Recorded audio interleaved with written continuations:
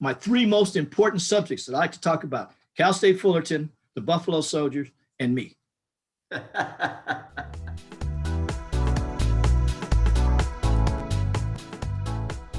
Hello, Titan family, and welcome to another episode of Fram and Friends, a podcast in partnership with Titan Radio.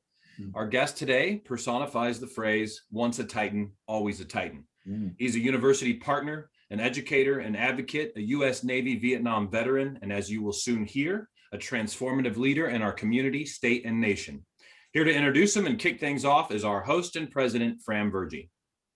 Well, hello, everybody. It's great to see you virtually, as we always say. I hope we have a lot of people listening today because I've been waiting for this opportunity to meet and talk with my friend. I'm blessed to call him my friend and my brother,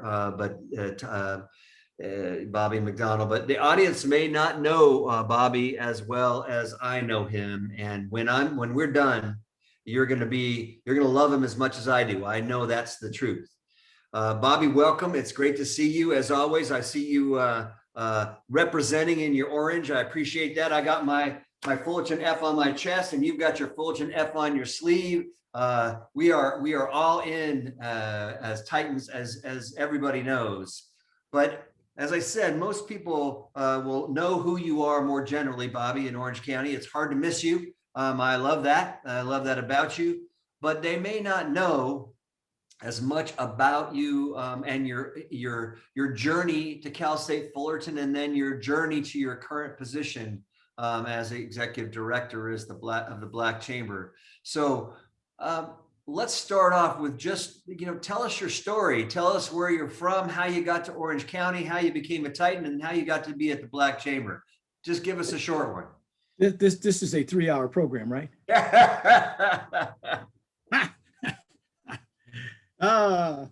I'm very, very blessed as I move forward to say that I've led a real doggone good life.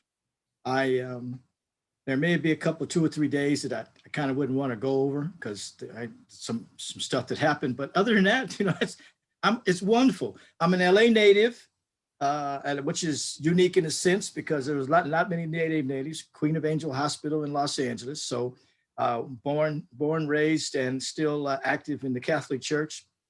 Still the only person that kind of outbeat him for guilt trips in the Catholic Church was my mom. Okay, so I'm gullible, but no, I went to 99th Street School, went to Gompers, went to Washington High, graduated, went to LA Harbor, and then I majored in dominoes and bid whist in Seahawks Center. And the only ones that would take my grades or allow me to move forward was the United States Navy. A little story about that. On August the 11th, 1965, I'm in the United States Navy recruiting office on Manchester and Broadway, those of you that have LA connections. And so I'm on Manchester and Broadway, and the Navy recruiter tried to talk me into becoming a Marine. They were looking for corpsmen to go to Vietnam. No, I didn't want to do that. I didn't want anything that had to do, because I had my dad and my 4 uncles were all Buffalo soldiers. See, so I didn't want to have anything to do with ground pounding. So I wanted to go in the Navy. I wanted to be different, which is kind of my norm, being different. And so I did. The interesting thing about it is, as soon as I finished taking the test and I came out, the Navy recruiter was on the phone. He was laughing, and he hung the phone up. I said, "What's so funny?" He said, "You remember how I wanted you to be a Marine?" And he said, "Yeah, well, the trailer that they had on Central and Century, they just turned it over and burnt it because that was the day the watch riot started." Oh my goodness. Okay. And then when I got home, my mama wouldn't let me go to work because I used to work the Jack in the Box on Manchester and Hoover. I couldn't understand why, but that was, so, but that's pretty interesting because it gets interesting after that. So I went to LA Harbor College, and like I said, majored in, as I said, and then I went into service. I went down to San Diego, and then went to, when I got out of boot camp, went straight to China Lake. When my orders came in, it said China Lake, and I'm going, oh, wait a minute. Hey, I'm going overseas. And I didn't know I was going to the middle of the desert in Ridgecrest, California. So I joined the Navy to see the world, because I thought it was bigger than California. But anyway, fast forward, there's some other stories there and there that I'll share, but I got out.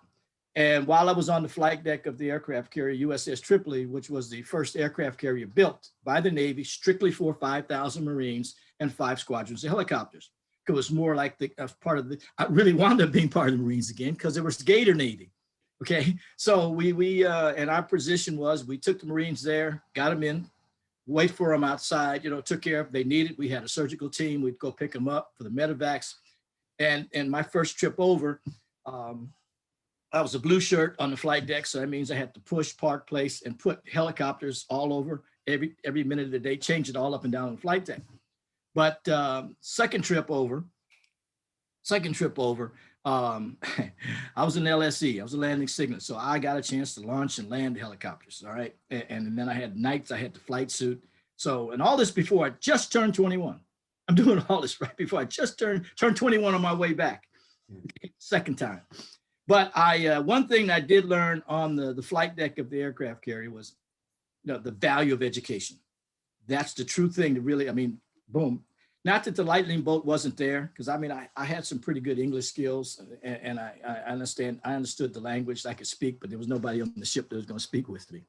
So there goes amelioration and onomatopoeias and all that stuff. All right, but so I wound up getting signing up to go back to LA Harbor College. And I did. So I flew back, got to school, got back just to start in August of '68. And I started my process to get my degree. That was important to me. My grandfather, who was a Florida A&M graduate, always instilled in me that get your degree. And so I did. I left LA Harbor College as the first Black student body president. First on the championship team for the basketball team with Coach Jim White. So, so I came with pretty good credentials, came across and got a chance to talk Coach Alex Zamala to let me be part of his team. And so I came over to Cal State Fullerton in August. I can't remember the date yet, but middle of August, 1970, I was here. And I've been here ever since. I coached, played ball on the team, and then I wound up coaching the JVs because I have to admit on the radio that my skill sets just weren't good enough to, they were good enough to sit on the bench, but I'm not one of those kind of guys that is a spectator. So I got a chance to be the assistant coach for a while, and then I wound up. It took me a while to get to my degree, but I was blessed along the way because Bobby Dye took over as the head coach. And I remember playing against Bobby Dye when he was coaching at Santa Monica High School, community college.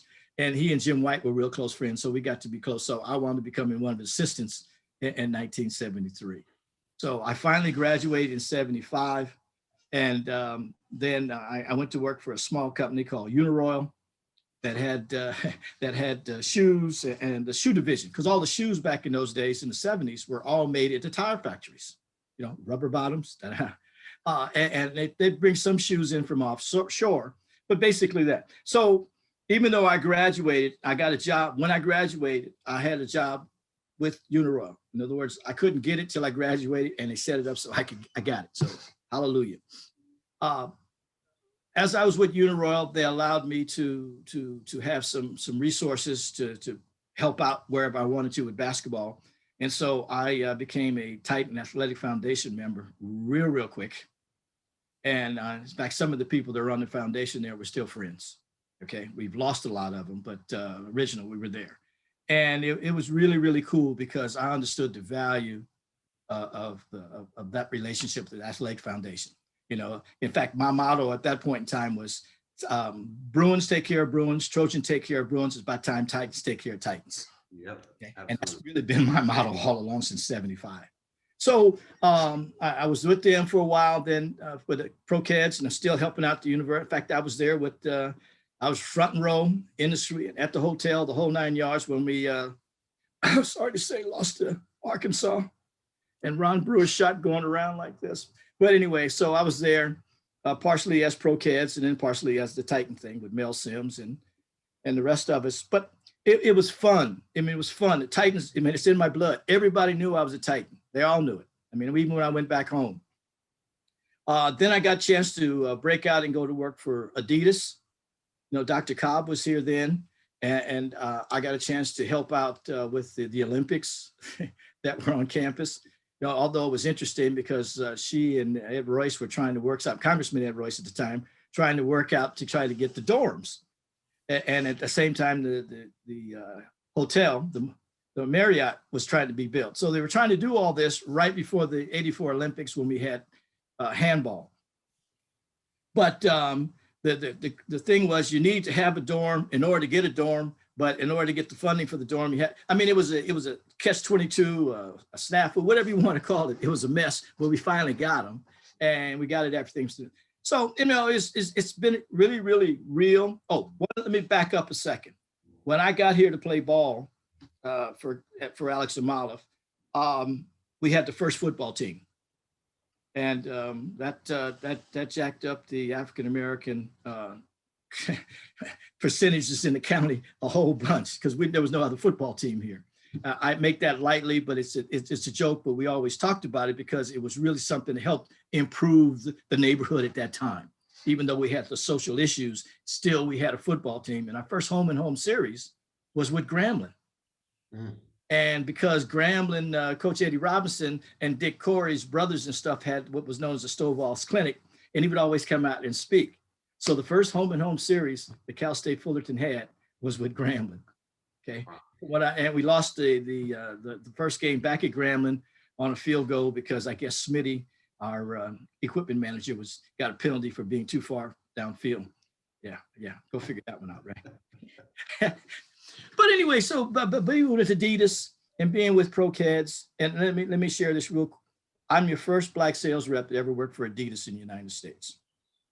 So all these firsts go back to Cal State Fullerton too. All right. So you guys, hey, you guys have done, and the school has done made me a pioneer, right? So, but it's a good one.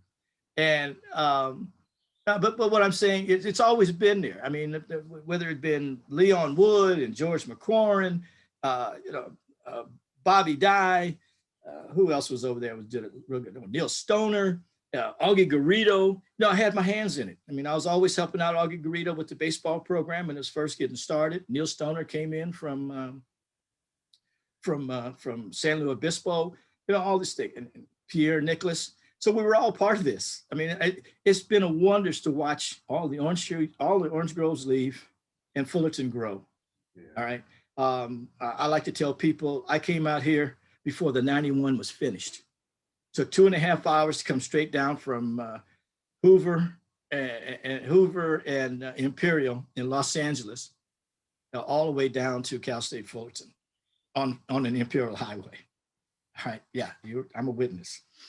But you know what? The road, like I said earlier, I wouldn't have changed anything. You know, Dr. Cobb came to me, and when they revamped, they wanted to start the Alumni Association. So I was one of the first presidents of the schools. I call it HD. And was it Heavy Duty Charismatic Students, HDCS or whatever. So I mean, I can remember that. That was the right place for me. And then it grew from there. And you know, and when it came time for me to know a little bit about the Cal State System Alumni Association, I got a chance to represent Fullerton.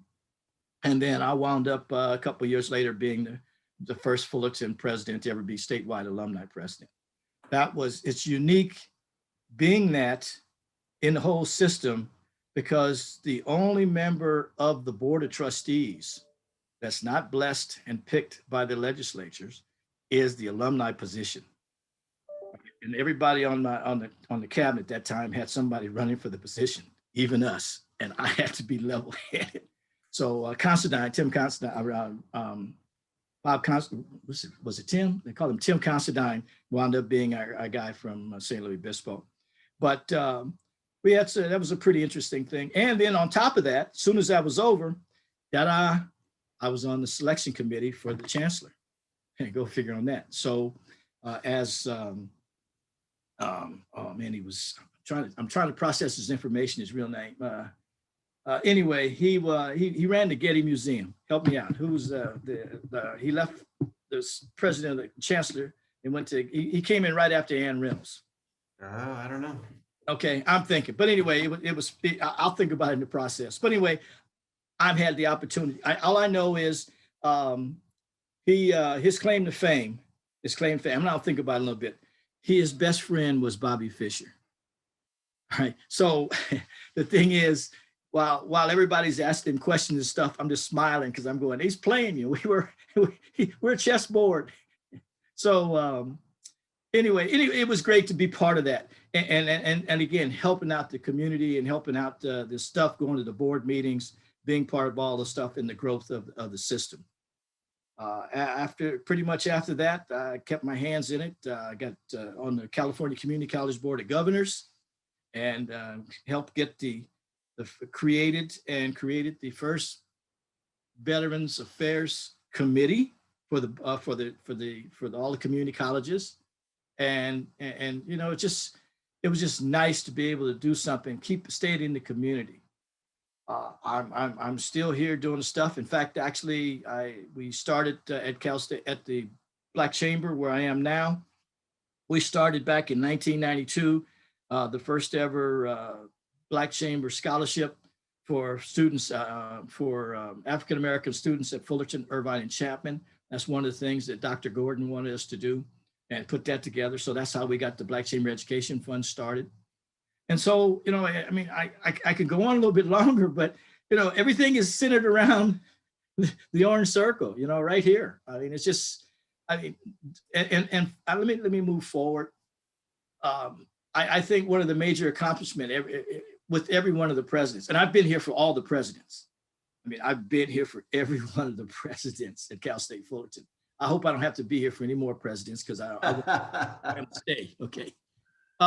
But, you know, working with Fram and the university and all the other people that I'm not going to mention because I'll miss somebody's name and I'll feel bad. But all the group, we did that toward a deeper understanding on diversity, equity, and inclusion. And by the way, Fram, that's on the website now. I put toward a deeper understanding on the Black Chamber website. Your letter, my first little PowerPoint we did, the results of the survey, and then the combination that we had there with the development group there to put together the Don Pearson's group, and we put together all those right on the website so people can get it, and I refer people to that. Awesome. And I think this is so timely what we're doing. So with that, I'll take a break and I'll take some questions and I'll sip some coffee. There you go. Well, you know, it's amazing how many points of connection we have, Bobby. You know, Queen of Angels, Julie's dad was chief of staff for Queen of Angels. Oh, get out of here. Yeah. So was he on board in 1947? No, I don't think he was. I don't think he was chief of staff then, but it wasn't much longer after that. Yeah, okay. It was in the 50s and 60s that he was chief of staff. And then LA Harbor College, you know, I grew up in San Pedro. That's my community college, man. I spent lots of time at LA Harbor College on the fields doing stuff there. And then an aircraft carrier, I mean, I've been thinking about you on that aircraft carrier. And one of the great privileges in my life was an opportunity to go out on the USS Stennis and spend a couple of days on an aircraft carrier and watch those planes and helicopters come in and take off. And I know what a blue shirt is. I watched what you did, and it is unbelievable to see these 19 and 20-year-olds doing what they do. And then I think about athletics. We were both college athletes, and you know how much that develops you and molds you for the future. And then you as a first buddy. I mean, you know, you've seen so much in Orange County and the changing of Orange County, but you were on that tip of that spear, just like Joe Plummer Cobb was, just like Dr. Gordon was. There are so many people. Well, actually, there aren't so many people. There are a number of people who are in that pantheon, but you are in it. And I just am so blessed to be in the presence of that kind of history. You know, you have a unique perspective of growing up with Cal State Fullerton. when you came to Cal State Fullerton, it was a different place than it was today.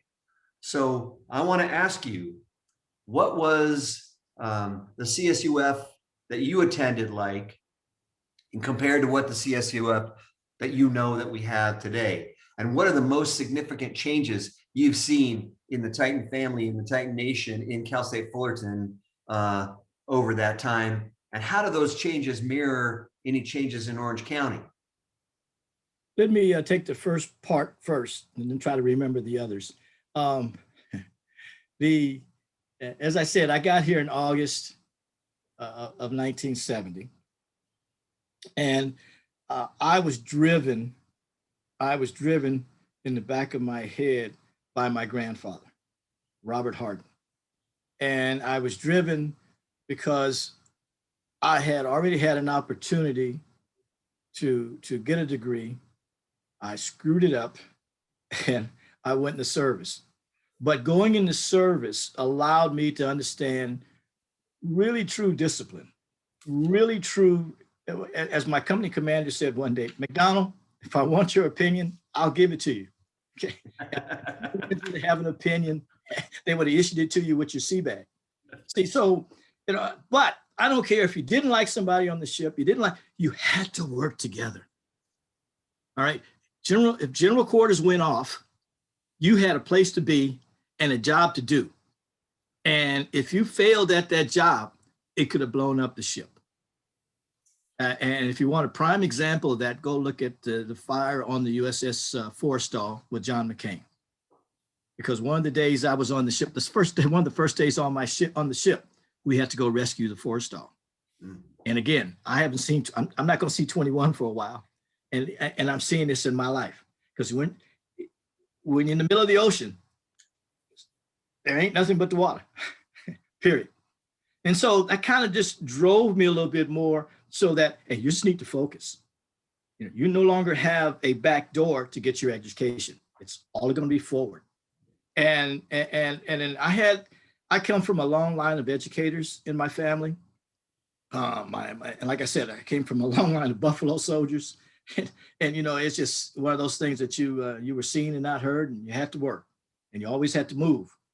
But I think one of the things that really drove me was my grandfather, as I said, Robert Harden, whom I'm named after, was the first Black department head in the county of Los Angeles, appointed by Kenny Hahn.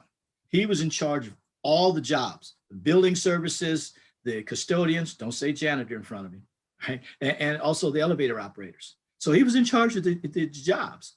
And that's why, coming here, it was just, hey, I need to go forward. Now, we were going through some strange times, because I mentioned earlier, we had football players here, and the county now was dealing with an increase of more than 2% of Black students here. And I say football team, but also they brought in some people from Banning, kids from Banning and all over. The outreach was starting to come then, all right?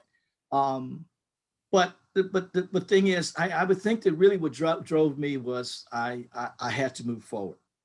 All right. It took me a while to get through because I also had to work.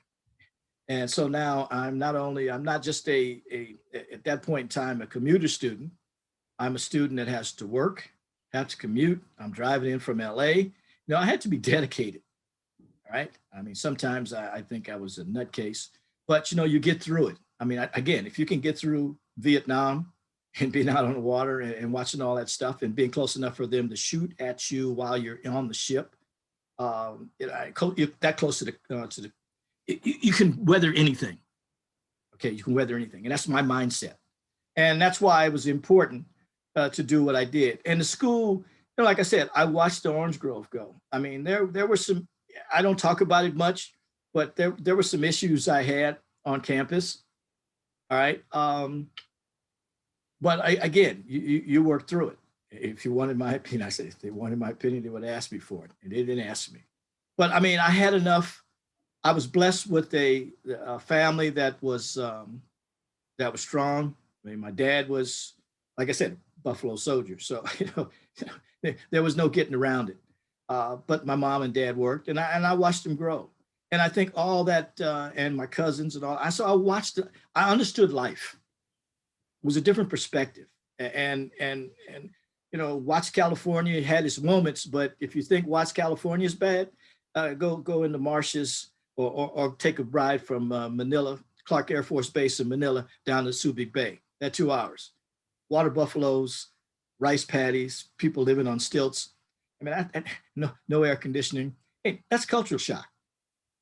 Okay, that's culture shock. So when they say that, what's that old Kentucky song? No place like home. That's right. Somebody knew what they were talking about. I remember when I watched the campus grow. Okay, I watched from going from a bowling alley downstairs to across the street where they had the theater and the shops. Hope College wasn't even around. But Cal State Fullerton did use some of those. Now that Hope College had, they were some of our dorms we had. So, but I watched how Dr. Cobb made this thing grow, and God bless her. She went to school with my cousins in Chicago.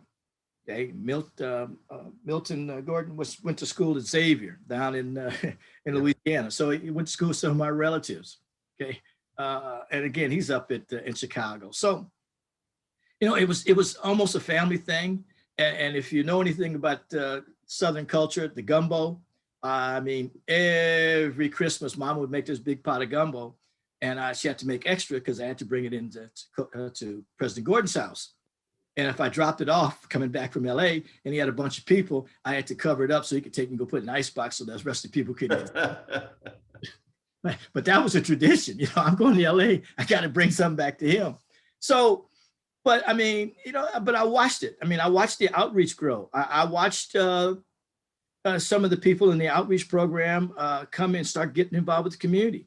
The first ever, when Dr. Julie Stokes was here, and we were trying to get something going with the African-American faculty staff and the ethnic studies program. We did the first ever outreach to locate all the Black organizations.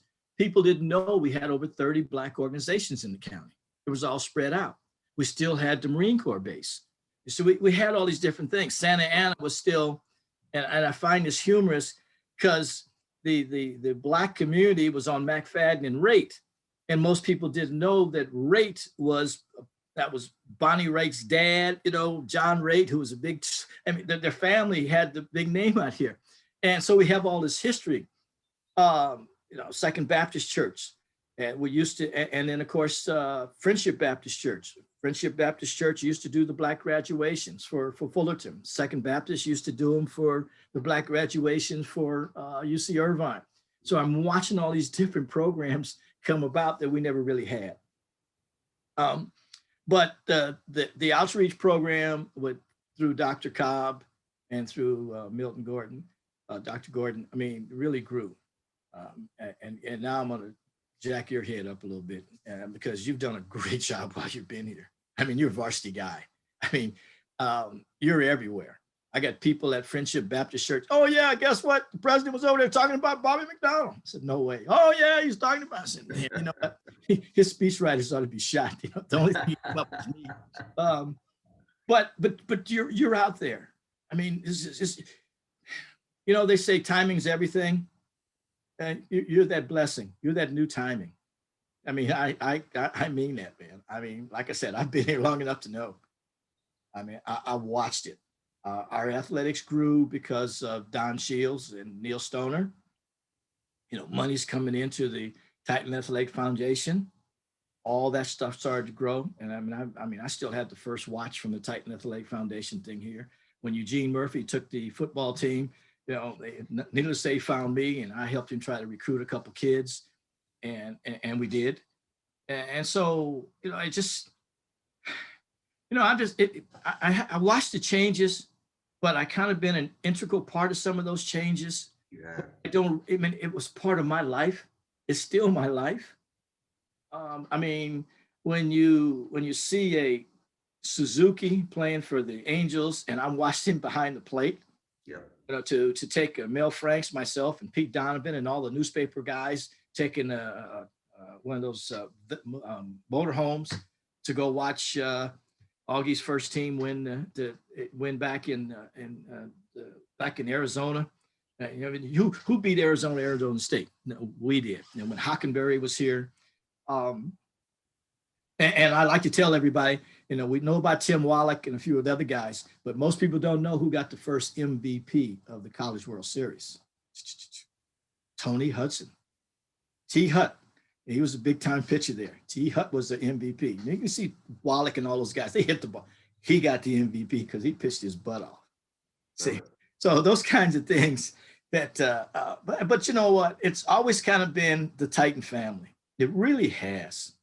I mean, athletic directors and coaches come and go. They put a big name here, but you know, and I have to admit, I'm waiting for us to go back to the College World Series because I've been, I do a lot with the Buffalo Soldiers and that history. In fact, this past weekend, I was up at Montana, Fort Missoula, Montana, working on the quasi-centennial 125th anniversary of the Buffalo Soldier Iron Riders ride from Fort Missoula to St. Louis by the Buffalo Soldiers, the 25th Infantry. So I said, okay, I got to hopefully hurry up. And I took the one picture we did a couple of years ago for Black History Month on the 60th anniversary. And it says Buffalo Soldiers ride into Cal State Fullerton. So I took that up there and said, that's what Buffalo Soldiers ride into Fort Missoula. But anyway, I was telling somebody, and I said, oh, I can hardly wait for Cal State Fullerton to go back to Omaha. So I'll have an excuse to fly back to Omaha, watch a couple of games, and then drive up to Fort Robinson, where the Buffalo Soldiers had to spend the 2 coldest winters in the history of the United States, in Wyoming, in tents. You know, just looking at the pictures will make you start shaking. So you got to help me do that. But, you know, I've watched the school grow. Its importance now in the community is awesome. I mean, when you look at 70% of the people that went to Fullerton still live in the area. Yeah. I mean, stop and you think you've got the assemblyman of the House, I believe it was Rendon or whatever. He's from Fullerton. When you go back to DC, you have the Titans. I mean, we got I can't say a real Titan because he still claims USC, but you know, you got Congressman Lou Correa that I mean, has done some. He's helped start the Hispanic as a Hispanic serving institution. He helped start the seniors, okay, the young senators and those types of things. So you know, I'm watching all the different groups being in part of this. You know, I look at the Asian Business Association, Tammy Tran and Tammy Bowie and all those in there. And you're starting to recruit some good people in the community to understand. You've got Elba Rubalcaba, you've got Danielle Garcia. You know, I mean, it looks like the community. And that's a comfort zone. It really is a comfort zone. I mean, back when I first got here, we used to have to, you know, you knew who was absent in the Black community. So, and we just, you know, I mean, we've lost some teachers and stuff. I mean, but, you know, I'm happy with the growth. I'm happy with what we've done. Like I said, there's a couple of days that I like to take back, even with Cal State Fullerton, but it's part of the life process. It's part of the life journey. It's part of the learning process. And I'm just happy to know that there's 2 things people understand me for: Buffalo Soldiers and Cal State Fullerton. And Cal State Fullerton's first. Those are my three most important subjects that I like to talk about: Cal State Fullerton, the Buffalo Soldiers, and me. I love it. You know, you are, just in the way you tell the stories, you can feel and see the growth of the Titan Nation, of Cal State Fullerton, and the significance of how it's grown in the community, and how the community reflects us and we reflect the community. That is really important. So now I guess I will ask you, so what do you hope and expect and insist for the future of Cal State Fullerton and Orange County together? Where do you want us to go? What do you want us to do? I bet you wait for me to ask you to get a football team, but I would never do that. You know, people don't understand that. You know, Title IX came in and we have to make some decisions, tough decisions. We were playing football games just to make money to keep the thing going. And Milton, I know it was a tough decision on Dr. Cobb to do this. Milton had to do this, but it's a business decision. It's a health decision. It's an insurance decision. And you just can't always do that. And those are tough decisions because every time you go somewhere, hey, when are you gonna have a football team? When are you gonna get back? It ain't happening. You don't have the money. Or when people would ask me, when you gonna, I said, when you got $5 million in the bank and you can afford outfit the team with $2 million, it's back. That's all we need. Economics. Money, money, money. Yep. It's economics. All right. And you have to understand that. Okay. I mean, like I said, I wear my heart on my sleeve, but you have to understand business and you have to understand the way things are. But I think that, and I say, I think, well, let me back up. I believe that we're still on the right path for growth. It's nice to have your group call me and say, okay, because with the chamber, and thanks to Cal State Fullerton, Dr. Barnes and some other people helped me learn how to walk the halls. Okay. In fact, one day, one of the assembly people said, "You're always up here." And I said, "You're up here a lot." I said, "But it's your job. You're supposed to be here, But I'm happy that we still, whether it be federal or local or state, the Black Chamber and the name Bobby McDonald means something coming from writing a letter of support for something. Last thing, the bridge. All right. I mean, that's a big deal. All right. And there's a tightrope that you have to walk because we're in a flux here in the county now that we've never seen before. We still have to write. I have to be nice to everybody, because it's changing Republican, Democrat, back to Republican, back to Democrat. I mean, we're growing, which is pretty good because it's not static. All right. And I'll go back to one of the stories my dad used to say when he come in, if my brother, my sister and I were sitting on the couch watching TV, okay, we were in trouble. Or if the trash wasn't out or there was a trash can that was empty, you had to work. You always had to move. If you do a certain point in time, keep moving because when he walked in, you have to be doing something. And you have to, same thing here. It's a perpetual motion. You have to continue to do it. Of course, it's funny now because my dad will be 97 on June the 4th. Right. And a couple of weeks ago, when I went by the house after he got his shot to make sure he was okay, and he got his shots, I got my shots. And as I'm telling him all the things I'm doing over here, and the last thing he says, "Boy, you better slow your butt down." And I'm going, right. That's part of my DNA is you telling me to move. But the thing is, and I see that as a school, it's moving. It's still moving. I mean, it's wonderful. Where do we go from here? We continue to be the leaders for social change. Yeah. I think that, and I believe what we just did is just the tip of the iceberg. I mean, I have planned to get back to you. Well, I'll give you an example. You and I on the show with the judges. Yeah. That hasn't happened. That hasn't happened. That happened this year. What's the follow-up on that? Well, I wanted to do something. I got plans to do something on the 25th for George Floyd's anniversary of his death. But there's so much crap going on. That we really haven't had a chance to move forward. Right. Only thing that COVID has done is bring all this to the top. And it's confusing a lot of people because they don't know what to do with all this information. I mean, I don't have to get deep into politics here, but you can see the residual effects of people just trying to deny that it's there. And that's how that's how people go into rehabilitation. They keep denying. See, and I wanted to do something positive, but I haven't figured out the positive vein for doing something about that yet. Because I mean, we can't. You got an attorney general last night making a comment in North Carolina that he can't do anything about what happened. He's the attorney general. He can't do anything about it. So we're blessed that our movement here, and we're on it. We have people that understand our community, the needs of our community, and the upgrading of our community. And I'm real proud. And thanks to, I shouldn't say thanks, but because of Black Lives Matter, I have been one busy buzzard. Okay, I mean, or one busy titan. Okay, let me do it that way.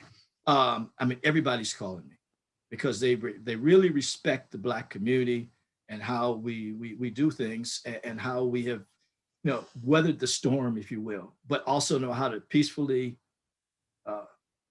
protest and get the activities. And that comes from LA. Okay. I mean, I watched my grandfather and my parents and stuff. I watched Maxine Waters get elected, Diane Watson get elected, all those different people when they were just youngsters get elected. Reverend Hargett, all those guys from the Church of Christian Fellowship. I mean, I'm all part of that. But to have the LGBT community, the Asian Pacific Islander community, definitely the Hispanic community, all getting together to look at different things. I mean, I've got different entities in the county call and say, well, what do you think about this? What are you thinking about that? And so that really puts me and makes me a little hesitant, because who asked me to be the adult in the room? Again, you get it by acclamation or by design or whatever, but I'll take it. I'm happy. One of my Cool Hand Luke goals, how Cool Hand Luke said, why 50 eggs? Because it was a good round number. One of my Cool Hand Luke's goals is to try to be as good as, and maybe I won't be better than, but I'd like to be as good as my grandfather was, because I know what he had to do to maintain that position as first Black department head in the county of Los Angeles. I watched him stress out. I watched what that did to him. And so I'm kind of careful, but, and I don't mean to put a negative bite to this, but I watched what happened. Okay. And I'm trying to make sure that doesn't happen here. Okay. And we didn't have the resources or the mental health capabilities that we have now that they had back then. Okay. So there was only two ways to do it: either take it, suffer it, drink your way out of it, whatever the case may be. But you didn't have the resources we have now, because we can sit back and say, all right, let me relax a minute. So I'm happy for the future. I'm blessed that we have you here at the helm. And I'm not saying that just to try to make my triple extra large legal look good in your eyes. But I mean that, and you know that I know that. You know that I know that you know that. All right. But y'all are everywhere. You and Miss Julie, just, breath of fresh air. You're the right couple and the right president and first lady for the area, for the time, and your energy, your background, the things that you do, the things you have done, and you know that I know that you just look at your back wall, and that's no joke. That's from the heart. That's the real deal. All right. So we do this together, Bobby. We are partners I'm not together. saying that we're not. I'm not saying that we're not. Do this together. Hey, I know where bread is buttered, but I also know where my help. Hey, I know where my help comes from, and that's why I'm saying this. No. I mean, I'm honored to have done this. I'm honored to be able to speak freely. I tried not to curse, but I'm a sailor. Don't forget that. But I'm blessed to be a part of this community. Like I said, from Julie Stokes to being able to put together the first with the school, to be the first Negro League exhibit, to do a big thing on Black college football and bring Coach Eddie Robinson out to get the first Pigskin Classic Award. I have my hands in sports. I mean, to help build it. I mean, I don't know. I mean, if I go back and add up everything, I may have spent $1 million, but I don't know if I have or not. But I know what I've sure the hell contributed. Well, hey, with everything, what they say, time, talent, and treasure. You bet. Yeah. You bet. So what you're saying, what I hear you saying is the campus and the community have come a long way. There's a piece for us to go still, a lot of work to be done. But it's only going to happen, as you said, by bringing people together, by bringing our communities together, by working together, by them calling on you and then you calling on them, by us working together as partners, by being the change, action that we want to see in our community. And my mission is for Cal State Fullerton to lead that, to be the change that we want to be, so that our students that graduate go out in Orange County, as you said. 80% of our alumni live within 50 miles of our campus. So they are Orange County So, and we couldn't do this. As you said, I have no reason to butter your bread. I mean this. We couldn't do this without you, but we have to do it together. We have to do it together. We've talked so much about the time that you've spent in Orange County and watching it grow and develop. 6th most popular county in the United States, 3rd largest economy in California, and you've seen some fairly dramatic changes. When it comes to economics, sure, but I think when it comes to race, equity, and social justice as well, you grew up in LA, I grew up in San Pedro. We didn't come to Orange County back in those days. It was the Orange Curtain, so things have happened to change. Diversity, equity, inclusion there's still a long way to go.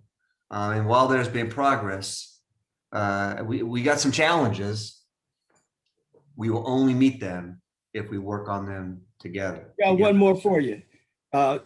Orange County is the 3rd largest county in the state for veterans and the 6th largest county in the nation. All right. So well, and speaking of veterans, I mean, first thing I always want to say publicly, and we've talked about this lots of times. Thank you for your service, of course. You've alluded to what going into the service did for you. It made you serious. It made you focus. It made you understand team. And I'm always impressed with how you wear your service, because that's what it was and is, service to our nation with pride and love. What would you say to our veterans out there, our veteran students, because we've got an amazing vet population at Cal State Fullerton, but also the students the vets that are thinking about coming? What would you say to our vets out there, especially the ones that are returning now from Iraq and Afghanistan? Because we have a whole new cadre that have seen serious service, just like you did. And now they're facing the rest of their lives. What advice would you give them? 2 things or 3 things. Number one, let them know that the resources that are available to them now are much greater. I mean, you can get a whole big bang for your buck on the GI Bill. I mean, if it wasn't for Gerald Ford, I probably would have had to go and sell my car to get through Cal State Fullerton. I got an extra year. Okay, no, just kidding. But the value of being a veteran now is you have the resources from EDD and the resource centers and those kinds of things.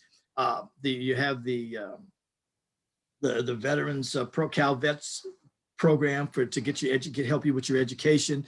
We didn't have those resources then.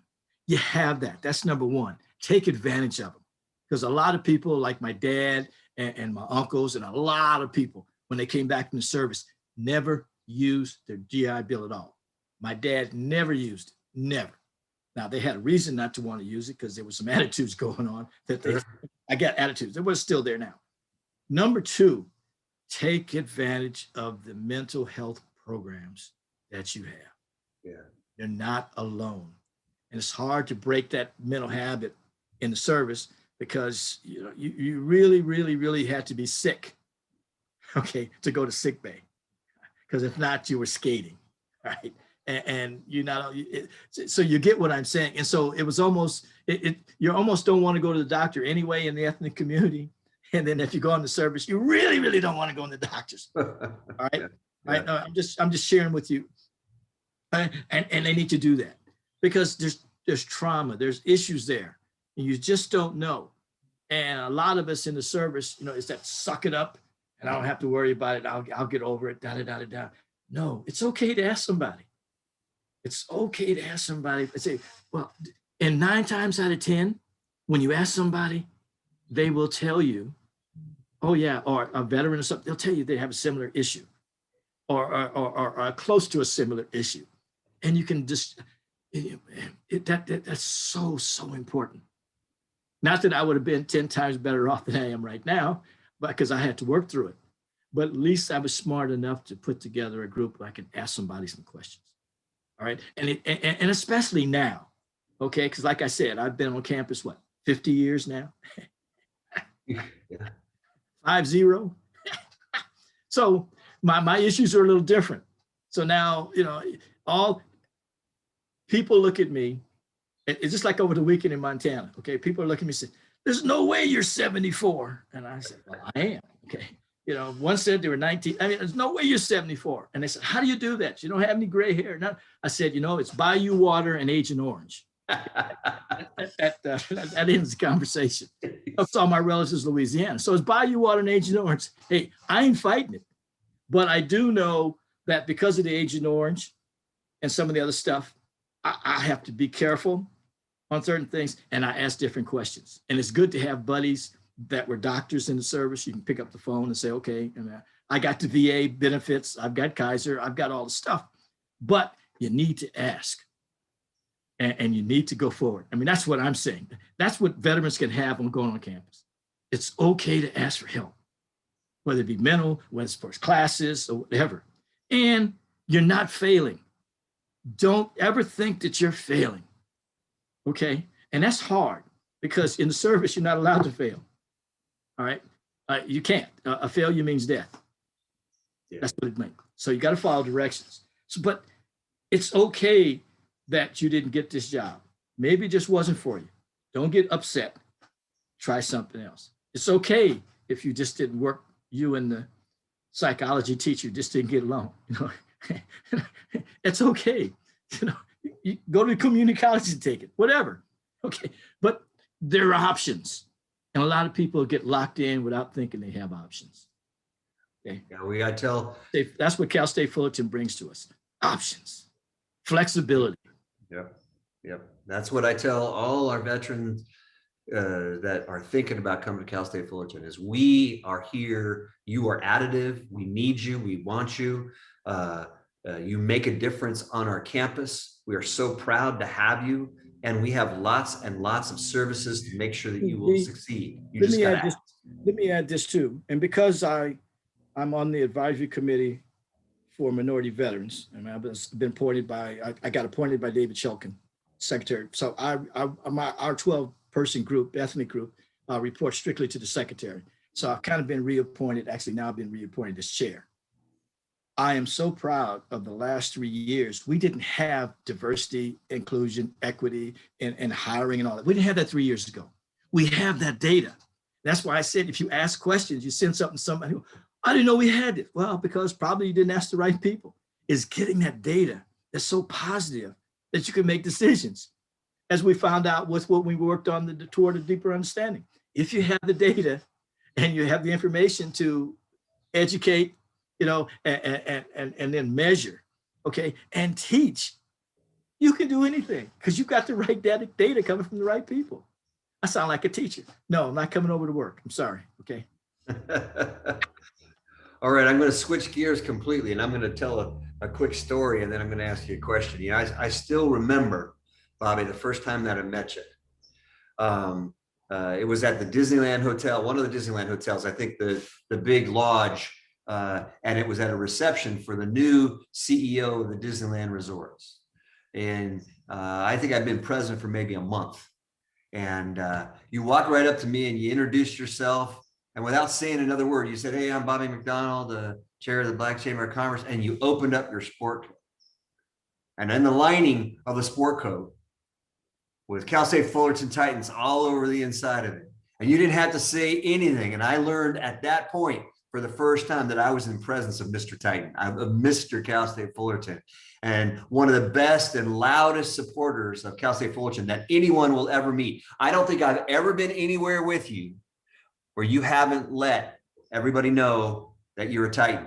You set the standard that I actually judge myself by now to make sure that your devotion to education, your devotion to the Titans, there's two people I can always count on, you and Lou Correa. You will always tell everybody you're a Titan, and Lou Correa will always say, Harvard of the West, Harvard of the West, right? So what is it? What is it about the Titans? What is it about the Cal State Fullerton family that drives you to be such a supporter of who we are and where we're going and what we can do in this county, in this state, and in this nation? What drives me is, again, my ability to come here, but my ability to have worked with Procast and Adidas. all right, and to be able to see other organizations and other schools and work with the, I mean, it's been my life. I mean, when you stop and think, I mean, I got shoes in the college bookstores with Pro Kids for the first time, right? With Adidas, I mean, I had, you know, you see the ties. All I had companies that made ties. I have 4 different special Cal State Fullerton ties. Okay, when you look at all the pictures that are out there of me coming, what tie do I have on? Always. Yeah. And when I was at when I was with Pro Kids, a lot of the guys were you know, you had William and Mary, and you had Duquesne, and you had UConn, and all those big things when I was going back east, and they were all talking about this, and I felt real proud because we had just gone to Fullerton had just gone, I think it was 78, 79, because they had the season messed up, 79, 80, but 78, 79, we're in the final 8 to whatever. And all those big teams that the Pro Cavs were sponsoring back east, they had gone nowhere. Mingus Hills was at a program in Kansas City because they were Division 3A, and Davey and I had the team, you know, and all, so that, and the Santa Barbara was in the tournament, and so all the teams that I had to cover were out there, and they had Pro Cats, and I'm just smiling because, you know, I'm wearing my Titan stuff, and I'm just saying, you want all back east? You guys think you got it all? Come visit me, okay? Come here, we got it. And then the other thing too, when we had the football team, you're looking at the PA announcer. All right, so I mean, I had the PA announcer. I still have the pictures at one of the homecomings when I had my military background. We had a Huey, right, flying over Eddie Westfield in Santa Ana where we were playing. Flew over, rappelled down with the football. All right. And we were playing UNLV that day, and we beat them. Okay. And I got the picture of Ann Reynolds and Dr. Cobb waving at the helicopter as it was taking off. Now, there was a couple people there on campus that wanted to paint it orange. And I looked at them and said, yeah, right. But but anyway, but those are the kinds of things that you want to do that's what, as you make that stuff happen. You know, we had a one-armed gymnast here, Carolyn Johnston, that Disney did a movie on. I mean, there's a lot of good positive stuff that came out here. I mean, stop and think. They didn't know who we were, so they called us Cal State Disneyland. Okay, Cal State who? Well, guess what? We kicked your butt. Okay. Okay. So who dat? Of course, that's Louisiana now. Who dat? That's the Saints. But what drives me is the fact that I'm part of history. I'm part of the living history. You are. 50 damn years. Yep. Yep. You are. And I could have easily gone somewhere, but no. I believe in it. Yeah. You said, Bobby, the school made you a pioneer, but it's so evident that it's in your DNA, and you've created so many pioneers behind you, so many Titans who stand on your shoulders. So it's just, I could listen to this all day. Unfortunately, we're up against time. What? I've talked for more than 5 minutes. So I can tell you what we're going to do. I'm going to do a little lightning round. You give me 1-word answers for this. All right. You got to be out of your mind, right? You ready? You ready? Yeah. What do you like better? Hot dogs or hamburgers? Hot dogs. Okay. Are you Angels or Dodger fan? Not fair. Okay. Dogs or cats? Neither. Ford or Chevy? Neither. Oh my goodness. Okay. What's your favorite book? Right now, it's David Shulkin's. Oh gosh. It shouldn't be this hard to love your country. Okay. Who's your favorite president? Abraham Lincoln. Okay. And give me one nickname you've got besides Bobby. McMahon. There you go. All right. And last question. Where the heck do I get the lining for my suit like that? You don't. All right. Listen. I'm a Cadillac man, not a Chevy or a Ford. Okay. Fair enough. I have done too much I'm at the Dodger Stadium when it opened up in the Coliseum with the big pagoda in 1958. Okay. I'm there. I mean, I'm in the dugout for several World Series because I was with Adidas. with Tommy Lasorda and Steve Garvey. I got Steve Garvey's picture kicking a soccer ball. I had to do a story for Soccer Magazine when I was with Adidas, and I got him to take his hat off and kick a ball. Okay. I mean, so I have a bigger and heartfelt feeling for the Dodgers, but also because I've been out here in Orange County and one of our Titan buddies, You bet. Higgins, Yeah. Tony Higgins used to be a little low-key second in command marketing guy for the Angels and went all the way to the top. Okay. We did a lot together. So my heart is there for both of them. I mean, I can't go either way. You know, Yeah, I love them both too. be my next door neighbor. Okay. I'm still in the hills of Anaheim, but I used to, before I had all these kids, I used, and a family, I used to live next door to him in the house. But anyway, I just wanted to say that because I don't want him to come back and say you couldn't make it. Hey, they're both good for me, but right now I'm here. Hey, another thing, Frank Tanana and I were in classes together at Cal State Fullerton. We had Dr. Harris's class. I mean, we were taking classes. We did our term paper on him doing the motor skills on throwing a pitch. DJ Valero took pictures. We had to do all that. Plantar flex, dorsal flex, all that kind of stuff. We had to do all that. So both. Both is fine. My one word is both. Both is fine. Well, listen, we could do this all day. I love you, buddy. I love you. You are my brother. And I look forward to spending lots of time together, continuing to make change, be the change that we want to be. But also what's most important is I always get to laugh when I'm with you as well. I love you. Yeah. Oh, by the way, you didn't ask me what I thought about grads. You do know I did 2 commencement addresses there, right? I do. All right. Hey. All right, folks, you got to listen to Mr. Titan for we were only supposed to go for an hour. We went longer because it was worth it. We went worth it. It was worth it. I hope you enjoyed it, and we'll see you all on the next session. May the fourth be with you. That's right. May the fourth be with you. Exactly. Thank you, All right. Bobby. Guys. Thanks, guys. Thank you. Bye-bye.